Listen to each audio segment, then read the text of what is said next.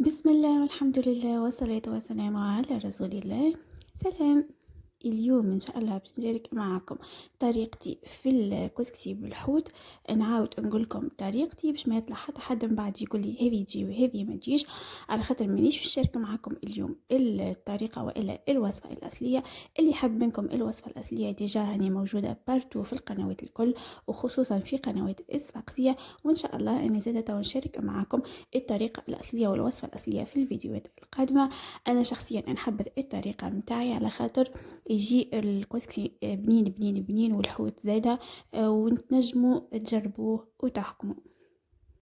وكالعادة قبل ما نبدأ معكم الوصفة باش نطلب منكم تشتركوا في القناة وتفعلوا الجرس باش يوصلكم كل جديد. اول حاجه بديت بها لهنا هي الكسكسي. يظهر لي نعرفوا الناس الكل كيفاش نفوروا الكسكسي.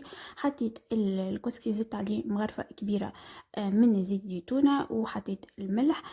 بسست الكسكسي بالزيت ومن بعد زدت الماء بليته، وحابش نحطه تو يفور تفويره الاولى، ومن بعد باش نهبطو نعاود نثنيه. وتوا باش نجو المكونات نتاع الصوص. عندي بصل وثوم وفلفل زينة، زيت، طماطم معجونة وفلفل أحمر مرحي وكركم وملح. هذوما اللي باش نسحقهم توا.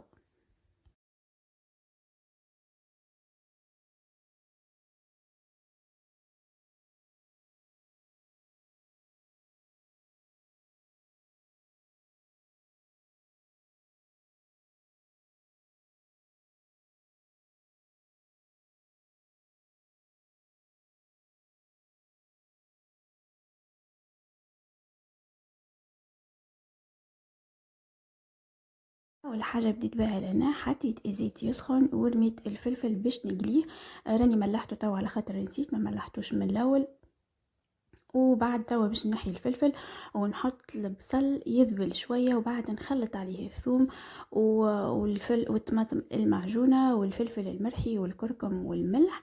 بالنسبه للطماطم حطيت مغرفه ونص، مغرفه كبيره، والفلفل المرحي حطيت مغرفه كبيره، والكركم والملح نص مغرفه صغيره. باش نخلطهم نخليهم يتقلوا شويه باش الطماطم تتنحى منها القروسيه، او من بعد باش نمرق بالماء سخون.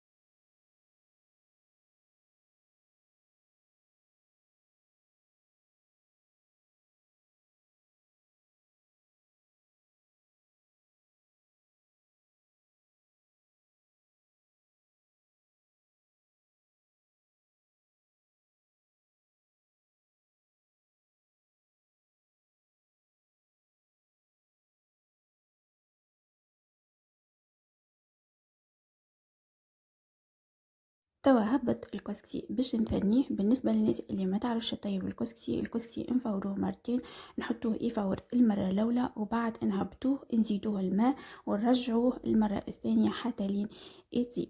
باهي توا رجعت الكسكسي يطيب باش نتفقد الصوص نورمالمون. توا باش نرمي الحوت متاعي، باش نرمي الحوت ونغطي الكسرونة كيكا تقريبا 10 دقائق حتى لين الحوت متاعي يطيب. من بعد باش نفوح بالثوم، سنتين الثوم اللي عندي، وبراس الحانوت والا بالفاح التونسي، والاضافه متاعي اللي هي مغرفه صغيره كمون تبنن برشا الكسكسي.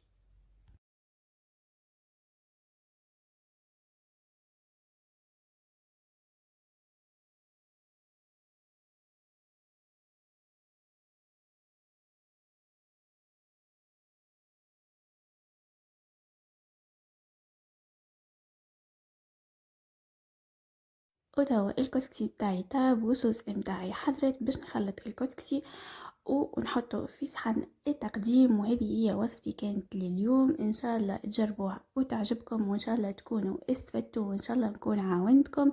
توا ما بقى لي باش نقول لكم كان لا تنسوني من صالح دعائكم. والسلام عليكم ورحمة الله وبركاته.